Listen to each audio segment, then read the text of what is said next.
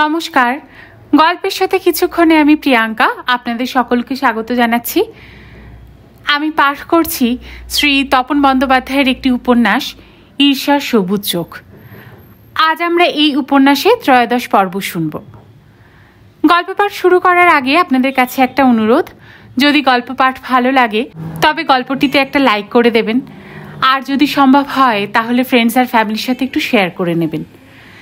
চ্যানেলে আজ যদি নতুন এসে থাকেন তাহলে প্লিজ চ্যানেলটাকে সাবস্ক্রাইব করে পাশে যে বেল আইকনটি আছে তার অল নোটিফিকেশনটা কিন্তু অন করতে ভুলবেন না, তাহলে যে কোনো গল্প আপলোডের সাথে সাথেই সেই নোটিফিকেশন আপনার কাছে পৌঁছে যাবে। আসুন তাহলে আজকের পর্বটি শুরু করা যাক।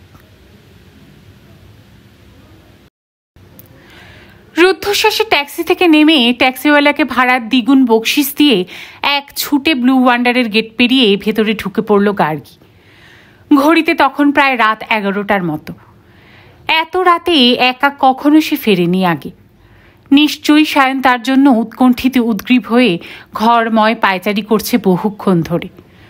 অফিস থেকে বেরিয়ে হঠাৎ কোথায় হাওয়া হয়ে গেল গার্গী ভেবে হয়তো তোলপাড় করছে চারদিক। কি জানি থানা পুলিশও করে ফেললো কিনা এতক্ষণে। কিন্তু সিঁড়ি বেয়ে ওপরে উঠে এসে আরও তাজ্জব, ঘর তালাবন্ধ, অর্থাৎ সায়নও ফেরেনি নাকি গার্গীকে না দেখে গার্গীর খোঁজ করতে ঢুড়ে বেড়াচ্ছে সারা কলকাতা।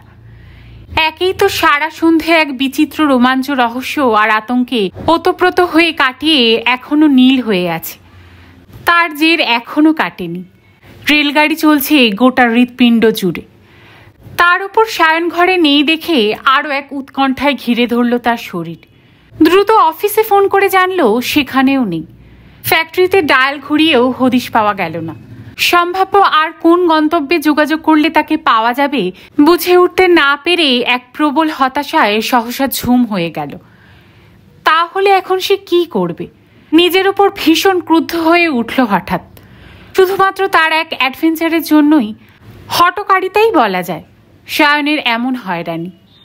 এত রাত পর্যন্ত গার্গী না ফেরায় কে জানি কোথায় খুঁজছে, কত না ঝামেলা পোহাতে হচ্ছে বেচারিকে। নাকি সায়ন নিজেই কোনো সমস্যার মধ্যে পড়েছে। এহেন নানান দুর্ভাবনায় হিম হয়ে যেতে যেতে গার্গী একসময় দেখল ঘড়ির কাঁটা আরও 1 ঘন্টা অতিক্রম করেছে। কলকাতা এখন মধ্যরাতের মুখোমুখি। স্লথ হয়ে আসছে কলকাতার জীবনযাপন, কমে আসছে গাড়ি চলাচলের পরিমাণ। কলকাতা ঢলে পড়েছে ঘুমের দিকে। একা এত বড় ফ্ল্যাটের মধ্যে থাকতে থাকতে গার্গীর হঠাৎ মনে হলো কারো যেন নিঃশ্বাসের শব্দও শুনতে পাচ্ছে, কারো যেন ফিসফিস আওয়াজও। হঠাৎ প্রবল হর্ন বাজিয়ে একটা ভারী ট্রাক গাক গাক করে শরৎ বসু রোড কাঁপিয়ে চলে যাবার মুহূর্তে বুকের ভেতর কাঁপ ধরিয়ে দিয়ে গেল। কেন যেন ভীষণ একটা অস্বস্তি শুরু হয়ে গেল তার মনের ভেতরে। মধ্যরাতে বিপুল একাকিত্বের ত্রাস হঠাৎ তাড়া করে এলো তাকে ভয়ঙ্করভাবে। সেই মুহূর্তে হঠাৎ টেলিফোন বেজে উঠতে গার্গী লাফ দিয়ে ছুটে গেল ধরতে। নিশ্চয়ই সায়নের ফোন। রিসিভার তুলতেই কিন্তু হতাশ হলো। ম্যাডাম, কালীজীবন বলছি, হঠাৎ খুব বড় একটা বিপদ হয়েছে। বিপদ? গার্গী চমকে উঠল, কেঁপে উঠল ভীষণ। আমাদের একটা ট্রাক সাংঘাতিক অ্যাক্সিডেন্ট করেছে বালি ব্রিজ পেরিয়ে আরও 3 কিলোমিটার দূরে অন্য একটা ট্রাকের সঙ্গে। কখন হয়েছে অ্যাক্সিডেন্টটা? সন্ধ্যের দিকে। খবর পেয়েই আমাদের সাহেব চলে গেলেন ঘটনাস্থলে। যাওয়ার সময় আমাকে বলে গেলেন খবরটা আপনাকে দিতে, কিন্তু সন্ধ্যে থেকে আপনাকে অনেকবার রিং করেও পাইনি, ফোন বেজেই যাচ্ছিল। গার্গীর নিঃশ্বাস বন্ধ হয়ে যাচ্ছিল প্রায়। কোনো ক্রমে বলল, এনি মিসহ্যাপ? হ্যাঁ ম্যাডাম, ড্রাইভার সিরিয়াসলি ইনজিওর্ড। অন্য ট্রাকটা অ্যাক্সিডেন্ট করেই পালিয়ে গেছে। পুলিশে খবর দেওয়া হয়েছে, এখনো ধরা পড়েনি। এদিকে মাল বোঝাই ট্রাক খাদে বহুক্ষণ কাত হয়ে পড়ে থাকায় বেশিরভাগ মালই লুট হয়ে গেছে। গার্গীর হাত ঠকঠক করে কাঁপছিল, রিসিভার ধরেই রাখতে পারছিল না যেন। জিজ্ঞাসা করল, আপনি কোথা থেকে ফোন করছেন? ফ্যাক্টরি থেকে ম্যাডাম, সাহেব বলেছেন ওর ফিরতে দেরি হবে। রিসিভার যথাস্থানে রেখে বহুক্ষণ নিজের ভেতর তোলপাড় হলো গার্গী। নিশ্চয়ই এ নিছক দুর্ঘটনা নয়। অফিস ও ফ্যাক্টরিতে তারা নজরদারি বাড়িয়ে দেওয়ায় সেখানে অন্তর্ঘাত সম্ভব হয়নি বলে ষড়যন্ত্রকারীরা তাদের দাঁত আর নখ এখন বাড়িয়ে দিয়েছে রাস্তায়। গার্গীর ওপর পরপর আক্রমণ তো চলছেই, এখন নানাভাবে চেষ্টা চালিয়ে যাচ্ছে প্যারাডাইসকে যে কোনোভাবেই শেষ করে দিতে। কিন্তু অত সহজে গার্গী তাদের ছাড়বে না। যে বা যারা এই ষড়যন্ত্র সংগঠিত করেছে তাদের শাস্তি পেতেই হবে। কিন্তু সায়ন হঠাৎ নিজেই বা ছুটে গেল কেন ঘটনাস্থলে? তার এখন পায়ে পায়ে বিপদ। তাবৎ পৃথিবী এখন তাকে ধ্বংস করতে ছুটে আসছে চক্ষু রক্তবর্ণ করে। তারা তো এইরকম দুর্ঘটনা ঘটিয়ে চাইবেই সায়ন ছুটে আসুক সেখানে, তাহলে তার ওপরও আক্রমণ চালাবে সর্বশক্তি প্রয়োগ করে। ভাবতে ভাবতে খুবই উত্তেজিত হয়ে উঠল গার্গী। নিজের অজান্তেই ফাঁদে পা দিয়েছে সায়ন। একটু আগেই গার্গী বুঝে এসেছে কি ভয়ঙ্কর জাল বিছানো রয়েছে তাদের চারদিকে, কি নৃশংস তাদের চাউনি। তবু সে এখনো বুঝতে পারছে না হিমন কেন রোজ ওই বাড়ে যায়। তার ওই অদ্ভুত বান্ধবীটিই বা কে? সেই বিদেশিনী যার মাথায় সোনালি চুল, চোখের পাতায় সবুজ আইশ্যাডো, দুটো মনেই কপার সালফেটের মতো নীলাভ সবুজ। সেখানে ভীষণ দর্শন সব উটকো লোক গার্গীকে বাগে পেয়েছিল আজ। জীবন মুঠোয় নিয়ে ফিরে গার্গী এখনো দুঃস্বপ্ন দেখছে সেই সব দৃশ্যে। এরই মধ্যে সায়ন হঠাৎ আর কোন বিপদের মধ্যে পা দিয়ে ফেলল। আর কিছু ভাবতে পারল না সে। তার কাছে এখন কোনো বাহনও নেই যে সায়নের খোঁজে ছুটে যাবে। সায়ন বিপদে পড়লে সে যে ঝাঁপিয়ে পড়ে তাকে উদ্ধার করবে তা এই মুহূর্তে দুঃসাধ্য। কিছুই করার নেই তার, একমাত্র দুশ্চিন্তায় ক্ষয় হয়ে যাওয়া ছাড়া। সেই সময় হঠাৎ কলিং বেলের শব্দে প্রথমে চমকে উঠল, পর মুহূর্তে স্বস্তির শ্বাস ফেলে ছুটল দরজার দিকে। নিশ্চয়ই সায়ন এসেছে এই ভেবে দুদ্দার করে ছিটকিনি খুলতে গিয়েও এক লহমা থমকে গেল। আই হলে চোখ দিতেই ধরাস করে উঠল বুকের ভেতরটা। কি আশ্চর্য, কি অদ্ভুত! দরজার ওপাশে দাঁড়িয়ে রয়েছেন রবার্ট ও নীল। এত রাতে আবার রবার্ট ও নীল কেন এসেছেন তাদের ফ্ল্যাটে? ঠকঠক শব্দের রাশ বুকে নিয়ে পাথরের মতো দাঁড়িয়ে রইল গার্গী। সে আজ দরজা কিছুতেই খুলবে না। নিশ্চয়ই সায়ন ঘরে নেই খবর নিয়েই এসেছেন রবার্ট। তাহলে নিশ্চয়ই কোনো গভীর উদ্দেশ্য আছে এর মধ্যে। কি উদ্দেশ্য তা এখনো তার কাছে স্পষ্ট নয়। তবুও বাইরে দাঁড়িয়ে আরও একবার কলিং বেলে হাত ছোঁয়ালেন রবার্ট। হয়তো ভাবছেন নিশ্চয়ই দরজা খুলে যাবে এরপর। গার্গী নিশ্চয়ই আগের দিনের মতোই হাসিতে উচ্ছ্বাসে উজ্জ্বল হয়ে উঠবে। রবার্টের চেনা আরও অনেক নারীর মতো তারও মুখে ছড়িয়ে পড়বে এক স্বর্গীয় দ্যুতি। কিন্তু না, দ্বিতীয়বারের ধ্বনিতেও দরজা খুলল না আজ। একটু পরেই দরজার এই পাশে স্তব্ধ আতঙ্কিত গার্গী শুনতে পেল সিঁড়ি দিয়ে ভারী জুতোর নেমে যাওয়ার শব্দ। সে শব্দের রেশ গার্গী অনুসরণ করল গেট অবধি। গেটের কাছে নীল মারুতি যে দাঁড়িয়েছিল তা এতক্ষণে খেয়াল হলো তার। গার্গীর বুক থেকে একটা পাষাণ ভারও যেন নেমে গেল সিঁড়ি বেয়ে। স্বস্তির শ্বাস ফেলল বড় করে, চোখ বুঝল এক লহমা, কিন্তু বিষণ্ণ হয়ে রইল কেন যেন। রবার্ট মানুষটাকে সেদিন রাতে এক বিচিত্র প্রাণময় পুরুষ বলে মনে হয়েছিল তার। তাকে এভাবে ফিরিয়ে দিতে হঠাৎ আজ খুব কষ্ট হলো তার। হয়তো মানুষটা সত্যিই ভালো, সে শুধু শুধু সন্দেহ করছে তাকে। কিন্তু সন্দেহ হওয়ার কারণও তো রয়েছে। তার গলার পপ সং হঠাৎ কীভাবে গিয়ে ভর করল দ্য আইডিয়াল নেস্টের এক বিদেশিনী নর্তকীর কণ্ঠে। একই সঙ্গে সমস্ত ব্যাপারটা তালগোল পাকিয়ে গেল গার্গীর ভাবনায়। এদিকে ক্রমশ গভীর হয়ে আসছে রাত, নিশীথী হয়ে আসছে গোটা কলকাতা। ঘরের চারদিকে তাকিয়ে হঠাৎ ঐন্দ্রিলার কথা মনে পড়ে গেল তার। এখনো ঘরে একলা হলেই ঐন্দ্রিলার একটা নিঃশব্দ উপস্থিতি বড় বেশি যেন টের পায়। পাশের ঘরে খসখস শব্দ হলেই মনে হয় ঐন্দ্রিলা পা টিপে টিপে হাসছে। খুবই নরম সরম ছিল ঐন্দ্রিলা। তার হাঁটা চলা, তাকানো, উপস্থিতি সবখানেই এক অদ্ভুত নৈশব্দ। তার কথা বলাও ছিল মৃদু। সায়ন বলতো মনোসিলেবিক। সেই রকমই মৃদু কণ্ঠ যেন কোথাও ধ্বনিত হলো এই গাঢ় নিশুতির ভেতরে। কি রে মিতুন? পরক্ষণেই টেলিফোনের আবারও পিক পিক পিক। গার্গী দৌড়ে চলে গেল রিসিভার তুলতে। এবার নিশ্চয়ই সায়ন। এমন ভেবে কানে লাগাতেই একটা ঘর ঘর কণ্ঠস্বরে তার হাত পা হিম হয়ে গেল। সাপের লেজে পা দিয়েছেন ম্যাডাম, যে পর্যন্ত এগিয়েছেন ওইখানেই থামুন, নইলে আপনাকে ঐন্দ্রিলা চৌধুরীর মতো একতাল পোড়া মাংস হয়ে শুয়ে থাকতে হবে ঘরের মেঝে। রিসিভারটা ঝপাং করে খসে পড়ল গার্গীর হাত থেকে। পরিষ্কার শাসানি। ঘর ঘরে পুরুষ কণ্ঠ স্পষ্ট ধমক দিয়ে নিবৃত্ত করতে চাইল তাকে। গার্গী যে অনুসন্ধানের কাজে এগিয়ে গিয়েছে অনেকটা, ফলে ক্রমশ স্পষ্ট হচ্ছে রহস্য, এই ভুতুড়ে কণ্ঠ তাই বোধহয় মনে করিয়ে দিল তাকে। কিন্তু গার্গী তবুও ধন্দে আছে সে সত্যিই কতটুকু এগিয়েছে। সে একবার রৌনক মুখার্জির পেছনে পেছনে ধাওয়া করছে, একবার দি আইডিয়াল নেস্টে হিমনের পিছু পিছু, কখনো দৃষ্টি রাখছে তাদের পাশের ফ্ল্যাটে চোখ জোড়ার দিকে, কখনো নজরদারি করছে তার অফিসের প্রতিটি সেকশন। এর মধ্যে প্রকৃত রহস্যের চাবিকাঠি কোথায়?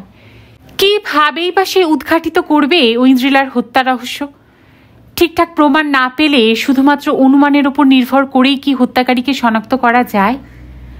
মধ্যরাত পর্যন্ত এহেন হাজারো ভাবনায়, দুর্ভাবনা ও আশঙ্কায় টালমাটাল হয়ে রইল। উত্তেজনায় ভয়ে তার শরীরে খিদে পর্যন্ত নেই। সায়ন একরাশ বিপদের মধ্যে কোথায় সে জিটি রোডে নাস্তানাবুদ হচ্ছে, তার কি হচ্ছে কিছুই ভেবে থই পাচ্ছে না। খিদে পাই বা কি করে?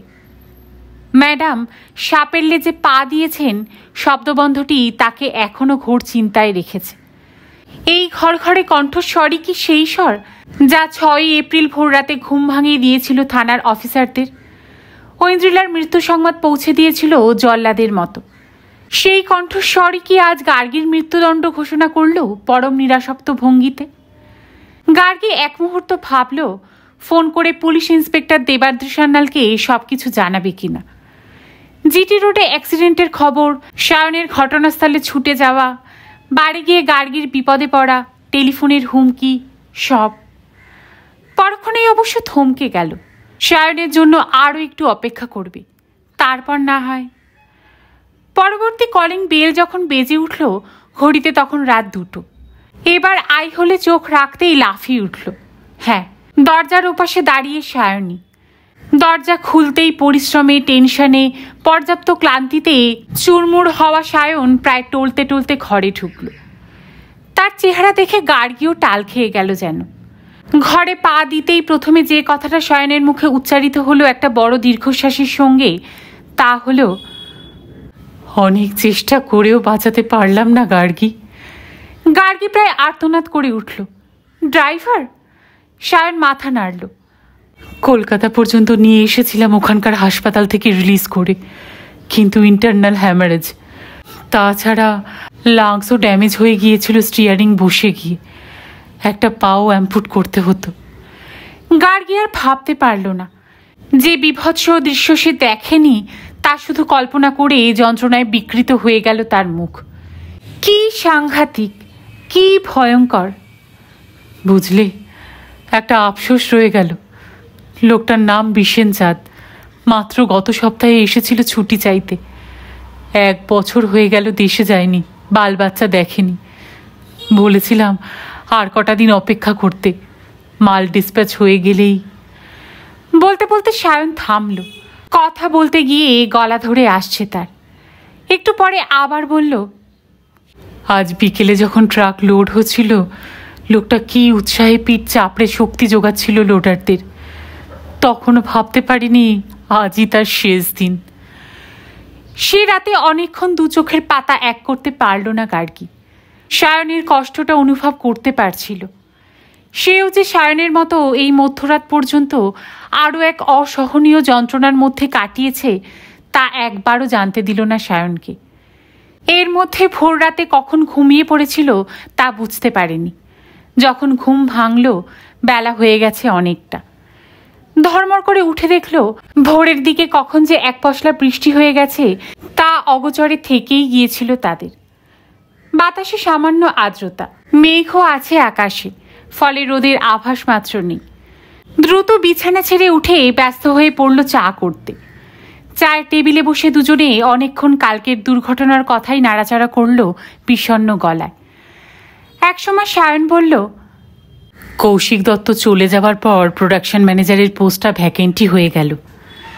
গার্গী চোখ তুলল। সায়ন কি বলতে চায় তাই বোধহয় অনুমান করার চেষ্টা করল।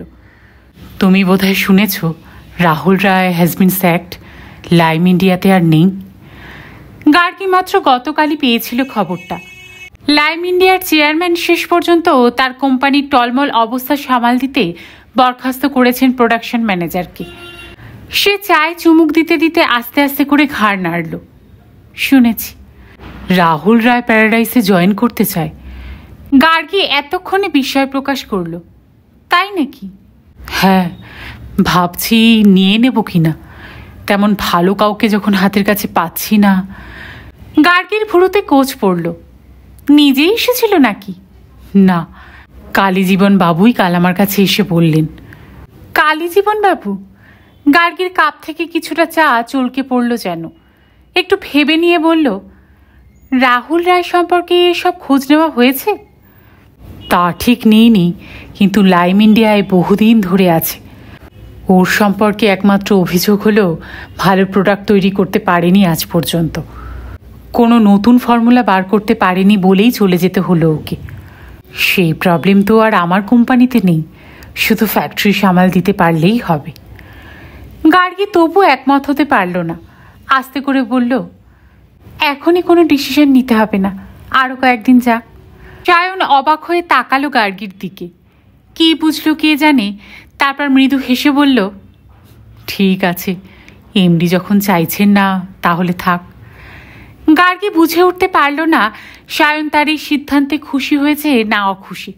বলল, প্রোডাকশন ম্যানেজার না থাকায় তোমার ওপর খুব চাপ বেড়ে গেছে, তাই না? সে আমি ঠিক সামলে নেব, কিন্তু কাল অফিসে কানে এলো হয়তো মধুমন্তী রায় মজুমদারও চাকরি ছেড়ে দেবে। তাই নাকি? গার্গী এবার সত্যিই আশ্চর্য হলো। কেন? ঠিক অনুমান করতে পারছি না, তবে কৌশিক দত্তের রেজিগনেশনের সঙ্গে হয়তো মধুমন্তী চাকরি ছাড়ার কোনো সম্পর্ক থাকলেও থাকতে পারে। এর আগে কঙ্কারায় চলে গেছে, তারপর পিএম। এখন যদি অ্যাডভার্টাইজিং ম্যানেজারও চলে যায় খুব সমস্যা হবে। খুব অবাক হয়ে গার্গী ভাবতে বসল, কাল দুপুরেও মধুমন্তীর সঙ্গে তার কথা হয়েছে পরবর্তী বিজ্ঞাপনের লেআউট নিয়ে। কই, তখন তো একটুও বুঝতে পারেননি। হেসে বলল, ঠিক আছে, দেখা যাক কি করা যায়। সেদিন একটু দেরিতে অফিসে পৌঁছে গার্গী দেখল সারা অফিসে এক ধরনের চাপা উত্তেজনা। সেকশনে সেকশনে গুঞ্জন ফিসফাস চলছে, কোথাও কোথাও তর্ক বিতর্কও চলছে মৃদু স্বরে। এও খবর পেল ফ্যাক্টরিতে উত্তেজনা আরও বেশি। কালকে ট্রাক দুর্ঘটনায় অল্প বিস্তর সবাই বিস্মিত, ক্ষুব্ধ, কেউ বা আতঙ্কিত। পরপর এতগুলো সব দুর্ঘটনার কবলে পড়ে তাদের প্যারাডাইস যে বেশ বিপদগ্রস্ত হয়ে পড়েছে তাতে কারোরই সন্দেহ নেই। যে ড্রাইভারটি মারা গেছে তার পরিবারের কথা ভেবে অনেকেই বিষণ্ণ হয়ে আছে। একসময় মধুমন্তী রায় মজুমদার গার্গীর চেম্বারে ঢুকলো হাতে এক রাশ নতুন লেআউট নিয়ে। জেসমিন ফ্লেভারের ওপর রঙিন সব অ্যাড তৈরি করা হয়েছে। কোনোটা 20 সেন্টিমিটার বাই 4 কলম, কোনোটা বা সাপ্তাহিক কিংবা পাক্ষিকে। জোর ক্যাম্পেইন চলবে কয়েক সপ্তাহ। কথা বলতে বলতে গার্গী মধুমন্তীর কানের দিকে তাকালো। আজ আর বেগুনি রঙের পাথর নেই মধুমন্তীর দুলে, পরিবর্তে সবুজ পাথর। কিন্তু সবুজ রংটা আজ হঠাৎ কেন যেন চোখে লাগছে তার। মধুমন্তী আঙ্গুলে যে আংটিটি পড়েছে তাতেও সবুজ পাথর বসানো। মধুমন্তী যে খুবই শৌখিন তা তার পোশাক আশাক, সাজগোজ, অলংকার দেখলেই বোঝা যায়। হয়তো আগেও এমনই সাজতেন, মাঝখানে বোধহয় ডিভোর্সের কারণে বিষণ্ণ দেখাতো তাকে। এখন আবার ফিরে এসেছে সাজ। গার্গী লেআউটগুলো দেখতে দেখতে তার ভালো মন্দ নিয়ে আলোচনা করছিল মধুমন্তীর সঙ্গে। মধুমন্তী যে চাকরি ছেড়ে দেওয়ার কথা ভাবছে তা কিন্তু একবারের জন্যও তার কথাবার্তা শুনে আঁচ করা গেল না। তার মানে মধুমন্তী খুবই চাপা। তার ভেতরে যে আঁচ আছে তার উত্তাপ চেপে রাখতে পারে সে খুব সহজে। এ ধরনের মেয়ে কিন্তু খুব একটা সহজ হয় না। বিকেলের দিকে ফ্যাক্টরি থেকে একটা বিপজ্জনক খবর এলো। ট্রাক ড্রাইভাররা কেউ মাল লোড করতে চাইছে না। একযোগে বেঁকে বসেছে সবাই। তারা বলছে প্যারাডাইসের কপালে এখন শনি লেগেছে। কোন ট্রাক কখন অ্যাক্সিডেন্টের কবলে পড়বে তা কেউ জানে না। এমনকি ট্রান্সপোর্ট এজেন্সি যে ট্রাকগুলো পাঠিয়েছিল তারাও প্যারাডাইসের মাল নিতে রাস্তায় বেরোবে না বলেছে। গার্গী বুঝে উঠতে পারল না ড্রাইভাররা হঠাৎ একযোগে ক্ষেপে উঠল কেন। অ্যাক্সিডেন্টের ওপর তো কারোর হাত নেই, তাহলে কি কেউ বা কারা তাদের খেপিয়ে তুলছে? স্যাবোটাজ, ষড়যন্ত্র?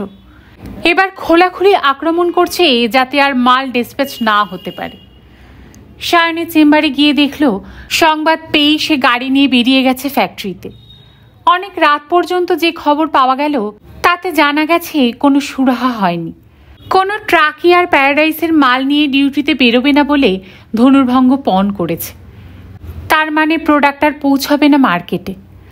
তাহলে তো প্যারাডাইসের সামনে সমূহ বিপদ।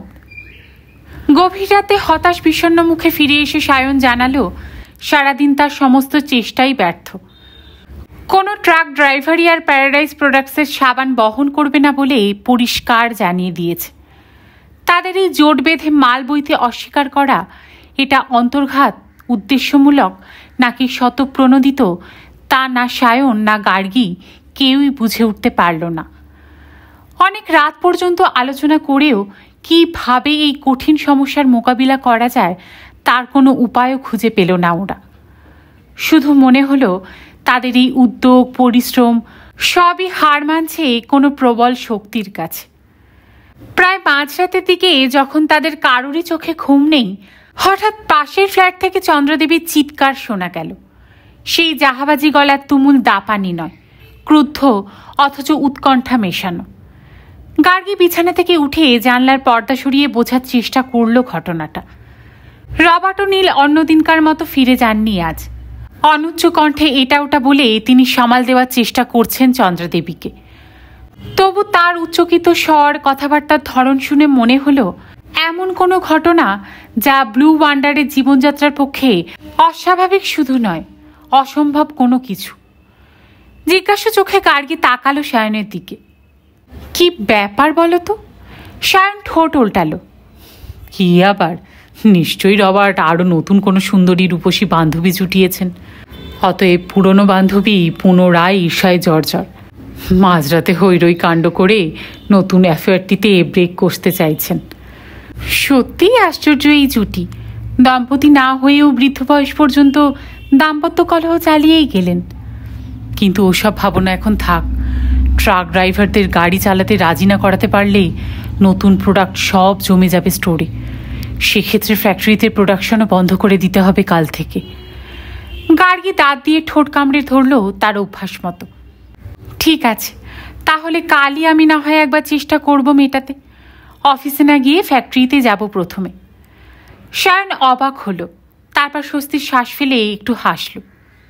দেখা যাক চেয়ারম্যান যে কাজে ব্যর্থ হলো সে কাজ ম্যানেজিং ডিরেক্টর করতে পারেন কিনা। সায়ন স্বস্তির শ্বাস ফেলল মানে দায়িত্বটি চেপে বসলো গার্গীর কাঁধে। সেও হেসে বলল, শুধু সাবানের ফর্মুলা বার করলেই প্যারাডাইসের নিস্তার নেই। এত সব অন্তর্ঘাত, দুর্ঘটনা থেকে কিভাবেই যে রেহাই পাওয়া যাবে তার ফর্মুলা বার করতে হবে এবার। বাকি রাত্রকু কিভাবে ট্রান্সপোর্টের এহেন ঝামেলা মেটানো যাবে তাই শুধু ভাবল না গার্গী। মনোসংযোগ করল পাশের ফ্ল্যাটের ঘটনা বলিতেও। চন্দ্রদেবীর কণ্ঠস্বর শুনে দাম্পত্য কলহ বলে মনে হয়নি তার। নিশ্চয়ই পেছনে আছে এমন কোনো অভাবিত ঘটনা যা চন্দ্রদেবীকে উৎকণ্ঠিত করে তুলছে। কি সেই উৎকণ্ঠা? কেনই বা? এমন প্রশ্নে কৌতূহলী হয়ে কাক ভরে উঠেই প্রথমে মোহনকে ডেকে জিজ্ঞাসা করল, কি হয়েছে বলো তো মোহন? সারা রাত এত চেঁচামেচি হয়েছে ও ফ্ল্যাটে। মোহন খুবই চাপা ধরনের লোক। বিশেষ করে পাশের ফ্ল্যাটেরই সে বেশি আজ্ঞাবহ বলে গার্গীদের কাছে চট করে কিছু প্রকাশ করতে চায় না। কিন্তু গার্গী সুকৌশলে গত কয়েকদিনে বেশ পটিয়ে নিয়েছে মোহনকে। মোহন এখন অনেক কথাই অবসর সময় বলে গার্গীকে। আজ অবশ্য সে নিজেই খুব শঙ্কিত। গার্গীকে জানালো হিমন কাল রাতে বাড়ি ফেরেনি। গার্গী সামান্য চমকে উঠল। হিমন একেবারেই বাড়ি ফেরেনি এমন ঘটনা নাকি কখনোই ঘটেনি এর আগে। তার বাড়ি না ফেরার সম্ভাব্য কারণ কি হতে পারে, কোনো গূঢ় রহস্য এর ভেতরে থাকতে পারে কিনা তা হঠাৎ খতিয়ে ভাবতে গিয়ে সেদিনের খবরের কাগজে প্রকাশিত একটা ছোট্ট সংবাদের দিকে চোখ পড়ল তার, এবং বলা বাহুল্য স্তম্ভিত হল। পার্ক স্ট্রিটের একটি বারে আগের দিন সন্ধ্যায় প্রবল গোলমাল হয়েছে। সামান্য কথা কাটাকাটি থেকে বচসা, তারপর সংঘর্ষের কারণেই খুন হয়েছে একজন অবাঙালি ব্যবসায়ী। বচসার কারণ যতদূর জানা গেছে একজন নর্তকীকে কেন্দ্র করে। ঘটনার এই পর্যন্ত পড়ে তেমন বিস্ময়ের কিছু ছিল না, কারণ এসব বাড়ি সন্ধ্যের পর এই ধরনের ঝগড়া, মারামারি, এমনকি খুনোখুনিও তেমন কিছু নতুন নয়। গার্গীকে যা চমকে দিল তা হলো বাড়িটির নাম, দি আইডিয়াল নেস্ট। সংবাদটি হয়তো সায়নের চোখেও পড়েছে, কিন্তু সে দি আইডিয়াল নেস্টের অস্তিত্ব সম্পর্কে আদৌ ওয়াকিবহল নয়। ফলে ঘটনাটি তাকে বিচলিত করেনি বিন্দু মাত্র। কিন্তু গার্গী তো এই বারকাম রেস্তোরাঁটাকে হাড়ে হাড়ে চিনে এসেছে সেদিন। তৎক্ষণাৎ ভীষণ একটা টেনশন আক্রান্ত করল গার্গীকে। হিমন নিশ্চয়ই তার অভ্যাস মতো কাল সন্ধেও গিয়েছিল দ্য আইডিয়াল নেস্টে। সংঘর্ষের সময় হয়তো উপস্থিত ছিল সেখানে। তারপর তার এহেন আকস্মিক অন্তর্ধান রীতিমতো আশঙ্কার কথা। সঙ্গে সঙ্গে যে দুটো প্রশ্ন গার্গীর মগজে চক্কর দিয়ে উঠল তা হলো, যারা অবাঙালি ব্যবসায়ীকে খুন করেছে তারাই হিমনকে গুম করে ফেলেছে কিনা, অথবা হিমন নিজেই এই খুনের সঙ্গে জড়িত, খুনের পরই সে গা ঢাকা দিয়েছে কোথাও। দুটো ভাবনাই প্রবলভাবে আলোড়িত করল গার্গীকে। এ বাড়ির বাকি কেউই হিমনের অন্তর্ধানের আসল কারণ ধরতেই পারেনি বলেই এখনো তেমন শোরগোল ওঠেনি। নইলে ঐন্দ্রিলা হত্যা রহস্যের মতো এই ঘটনাও তো প্রতিবেশী, পুলিশ ও সাংবাদিকদের চমকে দেওয়ারই মতো। সেদিন সকালে চায়ের কাপে চুমুক দিতে দিতে গার্গীর মনে হলো ঘটনাটি খুবই তাৎপর্যপূর্ণ এবং তার এই মুহূর্তে একবার দি আইডিয়াল নেস্টে যাওয়া দরকার। পরশু রাতে জায়গাটিকে ভারী রহস্যময় বলে মনে হয়েছিল। বিশেষ করে হিমনের চালচলন, তার গতিবিধি সম্পর্কে এখনো কিছু জানা হয়ে ওঠেনি। সংবাদের নর্তকী বলতে কি তার সেদিনকার সেই দেখা স্বর্ণকেশী মিস লিজাই, নাকি দি আইডিয়াল নেস্টে এমন আরও বহু নর্তকী আছে? তাদের কাউকে কেন্দ্র করেই ঘটেছে গতকালের সংঘর্ষ। হিমনই বা কোথায় গেল? হিমন বেঁচে আছে তো? না থাকাটাও অস্বাভাবিক নয়, কারণ অমন একটা বিভৎস পরিবেশে সে রোজ যায়। সেখানে তার কিছু অবৈধ সম্পর্ক তৈরি হয়ে গেছে।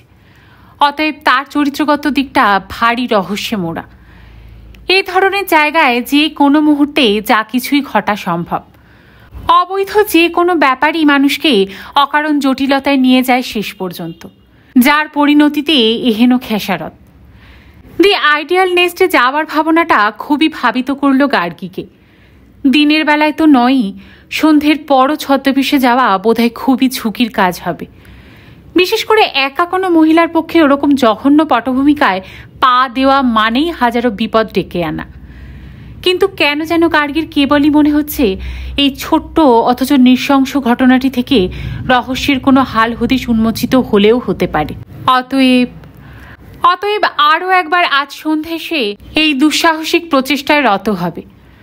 সম্ভাব্য যে বিপদই তার সামনে আসুক না কেন, আবারও সাপেল্লে যে পা দিতে হবে সব জেনে শুনে। কিন্তু তার আগে আপাতত তাকে যেতে হবে ফ্যাক্টরিতে। ট্রাক ড্রাইভারদের নারাজ হওয়ার অন্তরালে কার হাত কাজ করছে তাও খুঁজে বার করা খুব জরুরি। যে অদৃশ্য হাতের কারসাজিতে পরশু প্যারাডাইসের একটি ট্রাক দুর্ঘটনার কবলে পড়েছিল, যার পরিণতিতে মারা গেল বিশেন চাঁদ নামে ড্রাইভারটি, লুট হয়ে গেল এক ট্রাক জেসমিন ফ্লেভার, সম্ভবত সেই একই বিরুদ্ধ শক্তি সুচতুরভাবে কাজ করে চলেছে ট্রাক ধর্মঘটের পেছনে। সেই শক্তির সঙ্গে টক্কর না দিতে পারলেই তো ডাহা হেরে ভূত হয়ে যাবে গার্গীরা। কারণ খুবই বিষণ্ণ হয়েছিল, সে খুব তাড়াতাড়ি ভেঙে পড়ে। আসলে মেধাবী উদ্যমী পুরুষ ব্যস্ত থাকতে ভালোবাসে তার উদ্ভাবনী কর্মকাণ্ডে। নতুন উদ্যোগে ঝাঁপিয়ে পড়াটাই তাদের পছন্দ। কিন্তু বিপদ শক্তির সঙ্গে লড়াই দিতে হলেই ঘাবড়ে যায়, পিছু হটে আসতে চায় তৎক্ষণাৎ। গার্গী বোধহয় ঠিক তার বিপরীত।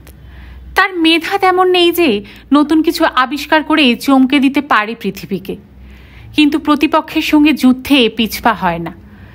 যে ভয়ঙ্কর শক্তি এত সব রহস্যের অন্তরালে থাকুক না কেন, যত শাসানেই দিক না কেন, কিছু একটা এসপার ওসপার করতেই হবে এবার। খুবই চিন্তামগ্ন হয়ে ফ্যাক্টরিতে বেরোবার মুখে সায়ন হঠাৎ বলল, একজন প্রোডাকশন ম্যানেজার থাকলে হয়তো ফ্যাক্টরির এই সব ছুট ঝামেলা সামলে দিতে পারত। গার্গী সায়নের দিকে তাকালো একবার, গম্ভীর মুখে বলল, তুমি কি রাহুল রায়কে অ্যাপয়েন্টমেন্ট দেওয়া হবে কিনা তাই বলতে চাইছো? সায়ন ইতস্তত করল, কিছু বলল না। রাহুল রায়ের ব্যাপারটা আপাতত মুলতবিই থাক, আর একটু খোঁজ খবর নেই। অত তাড়াহুড়ো কি আছে? সায়ন দীর্ঘশ্বাস ফেলে বলল, তাহলে থাক। সেদিন ফ্যাক্টরিতে পৌঁছে আরও এক রুদ্ধশ্বাস পরিস্থিতির মুখোমুখি হলো তারা। কাল গভীর রাতে কে যেন ফোন করেছিল ফ্যাক্টরিতে। ফোন ধরেছিল নাইট গার্ড এতোয়ারি। গলায় ঘরঘর শব্দ তুলে সেই পুরুষ বলেছে, ফ্যাক্টরির ভেতরে ভীষণ শক্তিশালী একটা বোমা রেখে দেওয়া হয়েছে, যে কোনো মুহূর্তে বিস্ফোরণে উড়ে যাবে গোটা ফ্যাক্টরি। এতোয়ারি ভয় পেয়ে সেই রাতেই খবর দেয় ওয়ার্কার্স ম্যানেজার বরুণ নন্দীকে। তৎক্ষণাৎ বরুণ নন্দী কয়েকজন লেবার নিয়ে এসে তন্ন তন্ন করে খুঁজেছে ফ্যাক্টরির সর্বত্র, কিন্তু কোথাও সন্দেহজনক কোনো প্যাকেট বা বস্তা পাওয়া যায়নি। ঘটনাটা তারা রাতেই চেয়ারম্যানকে জানায়নি এই ভেবে যে ফোনটা যেহেতু নিতান্তই ভুতুরে, শুধু শুধু তাকে এই রাত দুপুরে বিরক্ত করার দরকার নেই। কিন্তু এখন সে কথা শুনে সায়ন বিরক্তই হলো যেন। বলল, তবু ব্যাপারটা জানানো উচিত ছিল। সত্যি যদি কোনো মিসঅ্যাপ হতো আগের বারের মতো, বিশেষ করে পরপর এত সব দুর্ঘটনা যখন ঘটেই চলেছে, একটা ক্যাজুয়ালিটি মানে কোম্পানির ওপর ভীষণ চাপ বেড়ে যায়। সায়নের কথায় অবশ্য সত্যতা আছে, যে কোনো দুর্ঘটনা আবারও ঘটতে পারে যে কোনো মুহূর্তে। ট্রাক ড্রাইভারদের নিয়ে যা জট পাকিয়েছে তা ছাড়াতে গিয়ে কাল সারা দিন হিমশিম খেয়েছে সায়ন, তবু সফল হয়নি। আজও সবাই জোট পাকিয়ে রয়েছে।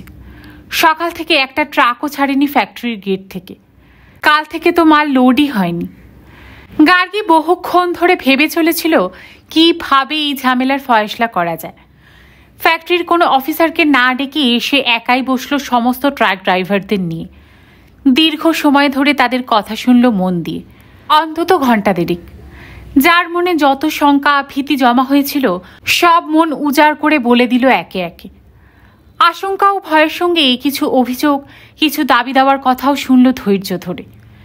এইসব ক্ষেত্রে পেশেন্স হিয়ারিং একটা মস্ত ওষুধ।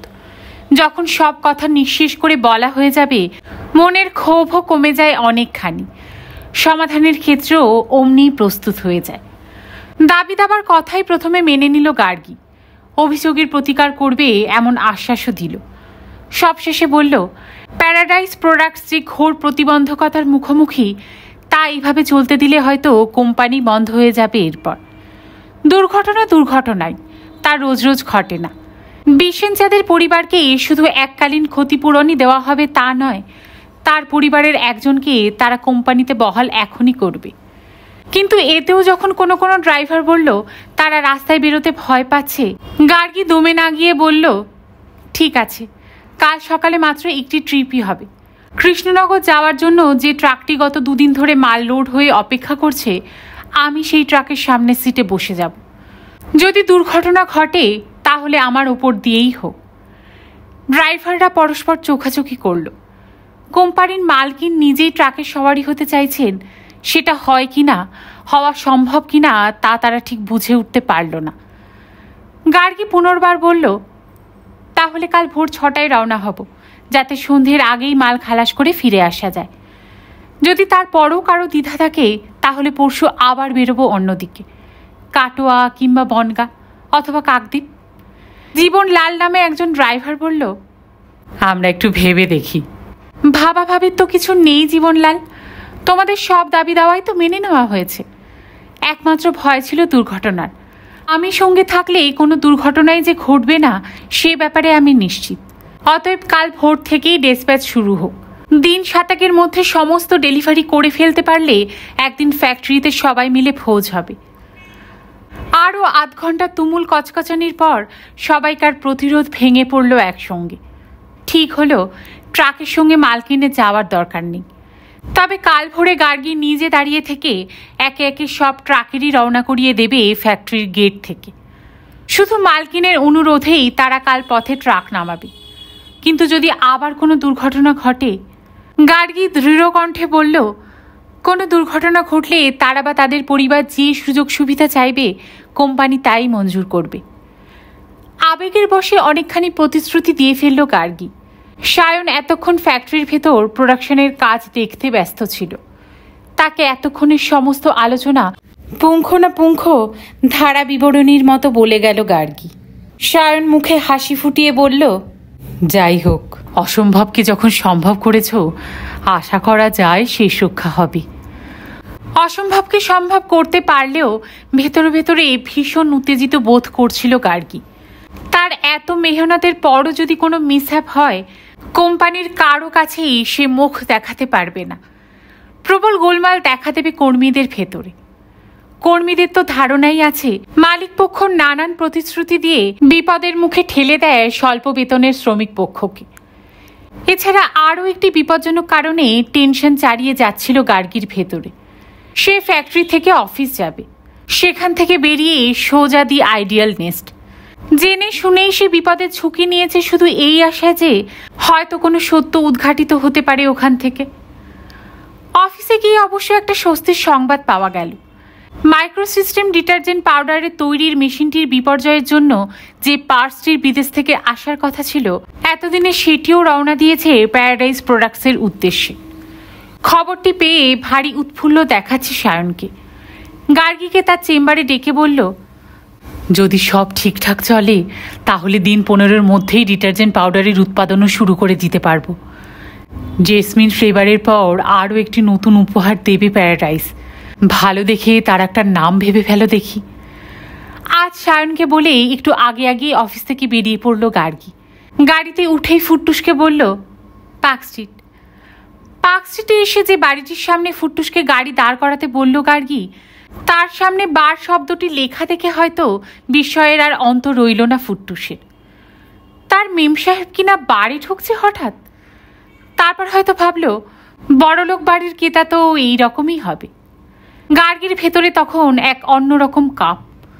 সেদিন যে বিপদের মুখোমুখি হয়েছিল, আজও হয়তো সেই রকম কোনো ভয়ঙ্করের সামনে দাঁড়াতে হবে তাকে, হয়তো তার চেয়েও কোনো বড় কিছু। কিন্তু আজ সে প্রস্তুত হয়েই এসেছে।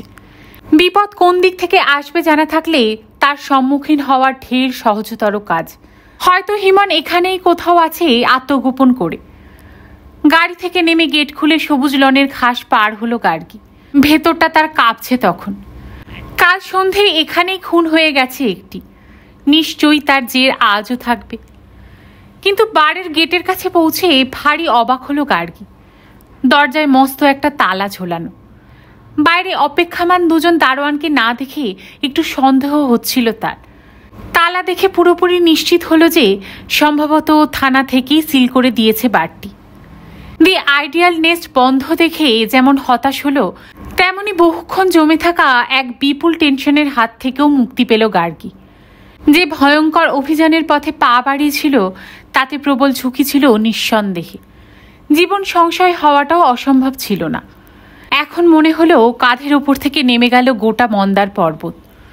কিন্তু বিশল্যকরণের খোঁজ পাওয়া গেল না দেখে এক অদ্ভুত নৈরাশ্যও ঘিরে ধরল তাকে। কালকের খুনের ব্যাপারে সর্বশেষ পরিস্থিতি কি দাঁড়িয়েছে তা জানতে কৌতূহল উপচে পড়ছিল তার ভেতরে। একবার ক্ষীণ ইচ্ছেও হলো কাছেই পার্ক স্ট্রিট থানায় যায়, গিয়ে খোঁজ নেয় ঘটনাটার। কিন্তু শেষ মুহূর্তে নিজেকে নিবৃত্ত করল। থানার অফিসাররা তার এই অনাবশ্যক কৌতূহলকে নিশ্চয়ই সাদা চোখে দেখবেন না। ভাববেন নিশ্চয়ই এর ভেতরে কোনো গোলমাল আছে। গার্গী হয়তো সেই আন্ডারওয়ার্ল্ডের মুখী রানী। হিমনের অন্তর্ধান রহস্য একবার পুলিশ ইন্সপেক্টর দেবাদ্রি সান্যালের সঙ্গে আলোচনা করবে কিনা এমন ভাবতে ভাবতে বাড়ি ফিরে গার্গী আরও অবাক। সম্ভবত রবার্ট ও নীলই খবর দিয়েছিলেন থানায়। তারই পরিপ্রেক্ষিতে দেবাদ্রি এসেছিলেন ব্লু ওয়ান্ডারে হিমন সম্পর্কে জিজ্ঞাসাবাদ করতে। কথাবার্তা শেষ হতেই নেমে আসছেন সিঁড়ি বেয়ে। ঠিক তখনই গার্গী ঢুকছে গেট পেরিয়ে। দেখা হতে মৃদু হেসে জিজ্ঞাসা করল, কি খবর মিস্টার সান্যাল? নিশ্চয়ই হিমনের ব্যাপারেই এসেছিলেন। মুখটা ঘুরিয়ে নিলেন দেবাদ্রি, কোনো কথাই বললেন না। সম্ভবত আগের দিন দেবাদ্রির কাছে তার ছুড়ে দেওয়া চ্যালেঞ্জের কথা মনে পড়তেই এই রাগ রাগ মুখ। কোনো ট্রেস পাওয়া গেল? সংক্ষিপ্ত উত্তর না বলেই দেবাদ্রি উঠতে যাচ্ছিলেন গেটের বাইরে দাঁড়ানো জিপে। গার্গী ধাওয়া করল পিছু। আগের কেসটা চার্জশিট দিতে আর কত দেরি মিস্টার সান্যাল? কোনো উত্তরই দিলেন না দেবাদ্রি। ড্রাইভারকে হুকুম দিলেন, চলো। ঐন্দ্রিলা হত্যার কেসের সাসপেক্টদের সঙ্গেই বেশি কথা বলা পছন্দ নয় ওর। দেবাত্রী চলে যেতেই সিঁড়ি বেয়ে ওপরে উঠে এলো গার্গী। সন্ধ্যের এত আগে সে আজকাল কোনো দিনই ফিরতে পারে না। এখন এই একলা মুহূর্তগুলো কিভাবে কাটাবে ভাবতে ভাবতে মনে পড়ল ঐন্দ্রিলার লেখা ডায়েরিটা ভালো করে পড়া হয়নি এখনো। সেদিন কয়েকটা পৃষ্ঠা উল্টে পাল্টে দেখে মনে হয়েছিল ঐন্দ্রিলা কোনো একজন পুরুষ সম্পর্কে তার অনেক অভিজ্ঞতার কথা লিখেছিল। কে সেই পুরুষ সেদিন অল্প সময়ের পাঠে ঠিক বুঝে উঠতে পারেনি। ব্যাপারটা ঠিকঠাক পরিষ্কার হলে হয়তো হত্যাকারী কে সে সম্পর্কে একটা আঁচ পাওয়া যেতে পারে। ঐন্দ্রিলার লেখার মধ্যেও যেন বেশ রহস্যময়তা রয়েছে। তা থাকাটাই স্বাভাবিক, কারণ ডায়েরিটা যদি কোনোদিন সায়নের চোখে পড়ে যায় এমন একটা আশঙ্কাই ছিল হয়তো তাই গোপন করতে চেয়েছে। কিন্তু সায়ন অন্য ধরনের পুরুষ, নিজের কর্মকাণ্ডের পরিধির মধ্যেই ব্যাপৃত থাকতে পছন্দ করে। সে কখনো স্বপ্নেও ভাবেনি ঐন্দ্রিলা অন্য কোনো পুরুষের সঙ্গে সম্পর্ক রেখে চলতে পারে। ফ্ল্যাটের চাবি খুলে সবে ভেতরে ঢুকেছে, হঠাৎ দরজা বন্ধ করতে গিয়ে দেখল বাইরের গেট খুলে ভেতরে ঢুকছে দিয়া। অবশ্য তত্তর করে চলে গেল তাদেরই ফ্ল্যাটের দিকে। এতই অন্যমনস্ক আর ব্যস্ত ছিল যে গার্গীদের ফ্ল্যাটের দিকে নজরই দিল না। গার্গী তার দরজা বন্ধ করে ভেতরে ঢুকে এসেছে। হঠাৎ চমকে উঠল পাশের ফ্ল্যাটে চন্দ্রাদেবীর চিৎকার শুনে। চিৎকার নয়, প্রায় গর্জন। তুমুল চেঁচামেচি করে কি যেন বলছেন, মনে হলো দিয়াকেই। এমন শব্দও পেল গার্গী যাতে মনে হয় হয়তো বা মারছেনই কাউকে। পরক্ষণেই বাইরের সিঁড়ির কাছে হইচই শুনে সে ছুটে গেল দরজার কাছে। দরজা আধ ভেজা করে যে দৃশ্য দেখল তাতে রক্ত চলকে উঠল তার হৃৎপিণ্ডে। দিয়াকে ঘাড় ধাক্কা দিয়ে বার করে দিচ্ছেন চন্দ্রাদেবী। শুধু দরজার বাইরে বার করে দিয়েই ক্ষান্ত হলেন না, তাকে ঠেলতে ঠেলতে ধাক্কা দিতে দিতে নামিয়ে নিয়ে এলেন সিঁড়ির নিচ পর্যন্ত। তারপর ঘাড়ে এমন ধাক্কা দিলেন যে দিয়া লনের ওপর পড়ে গেল হুমড়ি খেয়ে। চন্দ্রাদেবীকে তখন দেখাচ্ছে ক্রুদ্ধা বাঘিনীর মতো, যেন রক্ত ঠিকরে বেরোচ্ছে তার গনগনে দু চোখ দিয়ে। চিৎকার করে বলছেন, বেরো বেরো এ বাড়ি থেকে, ইউ আর আ বিচ, তোকে আমি আজ মেরেই ফেলবো। বলতে বলতে সিঁড়ি বেয়ে ওপরে উঠলেন দ্রুত। সিঁড়ির ওপরে বিভ্রান্ত মুখে দাঁড়িয়ে রয়েছেন রবার্ট ও নীল। তাকে দেখেই বললেন, পিস্তলটা বার করো, কোথায় রেখেছো সেটা? আই উইল শুট হার। বলতে বলতে তীরের বেগে ঢুকে গেলেন ঘরের ভেতরে। দিয়া স্তম্ভিত হয়ে পড়েছিল লনের ঘাসে। চন্দ্রাদেবী পিস্তল খুঁজছেন শুনে সে ভয়ার্ত মুখে উঠে দাঁড়ালো ঘাসের ওপর। তারপর দুদ্দার করে গেট খুলে ঊর্ধ্বশ্বাসে দৌড় লাগালো প্রাণের ভয়। শেষ করলাম ঈর্ষার সবুজ চোখের 13 পর্ব। সকলে খুব ভালো থাকবেন। গল্প শোনার জন্য আপনাদের সবাইকে অসংখ্য ধন্যবাদ।